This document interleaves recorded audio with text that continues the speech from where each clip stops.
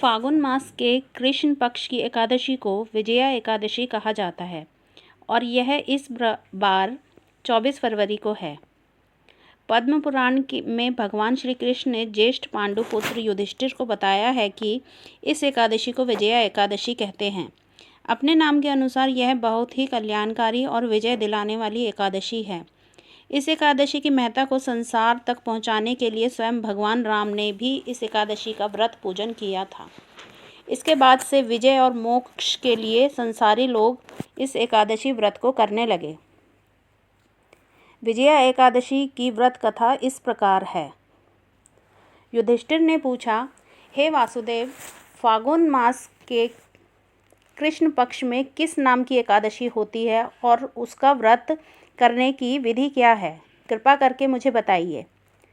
भगवान श्री कृष्ण बोले, युधिष्ठिर, एक बार नारद जी ने ब्रह्मा जी से फागुन के कृष्ण पक्ष की विजया एकादशी के व्रत से होने वाले पुण्य के बारे में पूछा था तथा ब्रह्मा जी ने इस व्रत के बारे में उन्हें जो कथा और विधि बताई थी उसे सुनो।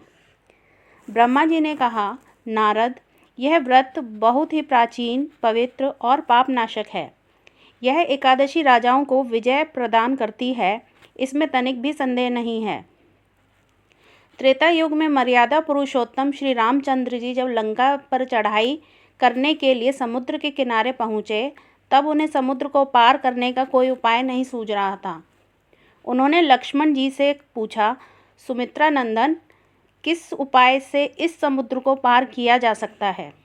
यह अत्यंत अगाध और भयंकर जल जंतुओं से भरा हुआ है। मुझे ऐसा कोई उपाय नहीं दिखाई देता जिससे इसको सुगमता से पार किया जा सके। लक्ष्मण जी बोले, हे प्रभु, आप ही आदिदेव और पुराण पुरुष पुरुषोत्तम हैं। आपसे क्या छिपा है?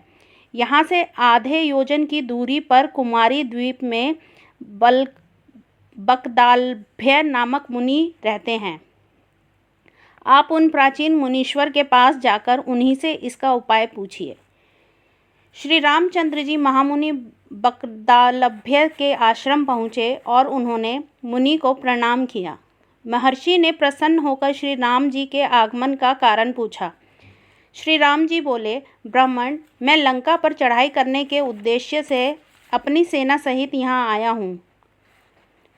मुझे अब जिस प्रकार समुद्र पार किया जा सके, कृपा करके वह आप बताइए। बकदालभ्य ने मुनि ने कहा, हे श्री राम जी, फागुन के कृष्ण पक्ष में जो विजया नाम की एकादशी होती है, उस व्रत के करने से आपकी विजय होगी। निश्चय ही आप अपनी वानर सेना के साथ समुद्र को पार कर लेंगे। राजन, अब इस व्रत की फलदायक विधि सुनिए। दशमी के दिन सोने, चांदी, तांबे अथवा मिट्टी का एक कलश स्थापित कर उस कलश को जल से भरकर उसमें पल्लव डाल दें। उसके ऊपर भगवान नारायण के सुवर्णमय विग्रह की स्थापना करें। माला, चंदन, सुपारी तथा नारियल आदि के द्वारा विशेष रूप से उसका पूजन करें। कलश के ऊपर सप्तधान्य और जौ रखें। गंध, धूप, दीप और भांति भांति के नैवेद्य से पूजन करें। कलश के सामने बैठकर उत्तम कथा वार्ता आदि के द्वारा सारा दिन व्यतीत करें और रात में भी वहाँ जागरण करें।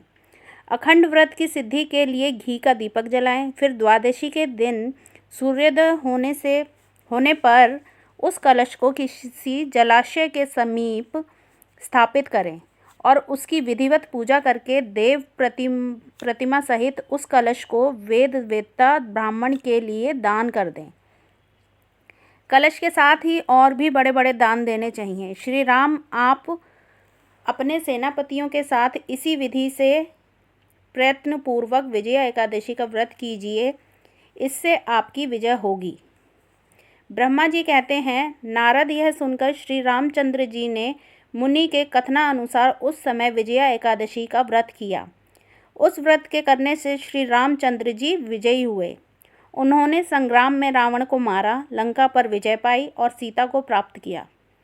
बेटा, जो मनुष्य इस विधि से व्रत करते हैं, उन्हें इस लोक में विजय प्राप्त होती है और उनका परलोक भी अक्षय बना रहता है।